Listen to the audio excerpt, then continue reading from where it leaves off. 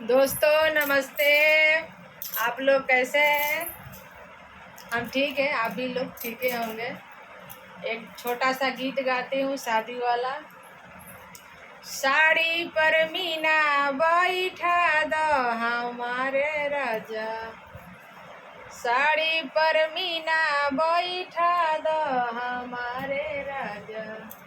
साड़ी के मीना देखी सासू जरेली आँखी, साड़ी के मीना देखी सासू जरेली आँखी। सासू के जहर खिला दो हमारे राजा, सासू के जहर खिला दो हमारे राजा। साड़ी के मीना देखी ननद जरेली आँखी, ये ननद के गवाना करा दो हमारे राजा।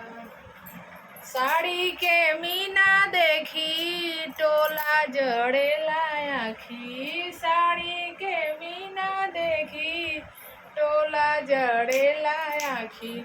ये टोला के लोला खिंचावा दो हमारे राजा, ये टोला के लोला खिंचावा दो हमारे राजा। साड़ी पर मीना बैठा दो हमारे राजा। बाय दोस्तों।